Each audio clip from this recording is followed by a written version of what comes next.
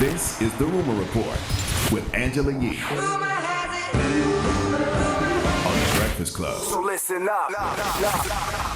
All right, Cyn Santana. Now, she was on The Real, and they brought up an episode of Lip Service where Cyn Santana was in the midst of a discussion with us about different men and different races, like dating outside of your race, and are there any things you could say, like, what is it like dating this type of guy?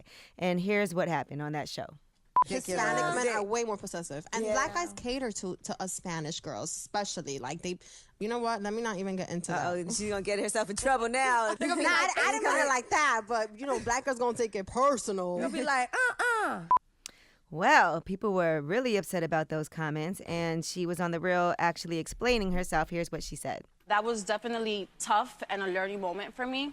I think what happened was, we were talking about our experiences with men, different men, races, and ethnicities, and just comparing our experiences. I feel like I poorly articulated myself, and I irresponsibly repeated something that I heard throughout my teenage years. And I think people took that message wrongly. Like, that's not what I meant. And for that, I do apologize. I have apologized. I would love to talk about it. All right, I see what she's saying. She learned something when she was younger, and she realized that she got older, it wasn't true. Like, you know, you're not going to sit here and act like we all weren't taught things in our cultures that don't serve us anymore now that we're older. Mm-hmm. I also just want to explain, because we've had some lip service moments that, you know, that show is never designed for people to say things that will get them in all kinds of I can't tell. situations and issues. But it is a relaxed conversation, and people are just, it's like if you're talking to your friends. And so there's a lot of things you would say to your friends that you might not say on a different platform. So people were talking about, this is what it's like to date a Hispanic guy. This is what it's like when you date. And so I don't know what her experiences are, but it definitely got her in trouble. I don't think that she, for real, obviously meant any harm by that. Yeah, and she was wrong simply because, you know, black men, we cater to whatever race of woman we are with because we are simply the best. And if you don't have a black man, you should get you one because we don't cheat and we cater to our women. Destiny's Child wrote that song, Cater for You, for us, based off our experiences and how we treat us. That's what it was? Our women that we're with. Okay. Well, speaking of cheating, no, I'm kidding.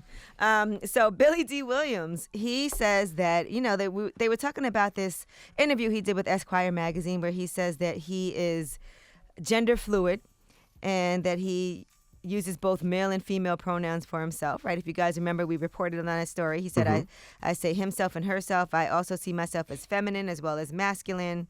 And I'm a very soft person. I'm not afraid to show that side of myself. Well, he clarified his comments now in an interview with Undefeated. He said he was simply talking about the ways that men can embrace their feminine side. He said, well, first of all, what the hell is gender fluid? I want to clue with Billy Dee Williams. I said this when he first said this. I'm That's like, he's 82 a whole years new old. term. You don't know what that is? He said, what I was talking about was about men getting in touch with their softer side of themselves.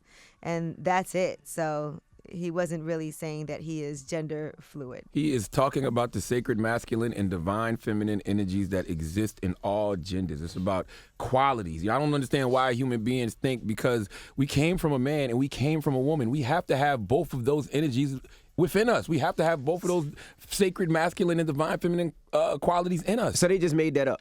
Well, yes. I think they misinterpreted it more because that's the world we live in. He misinterpreted it. He didn't ever say that he's gender fluid.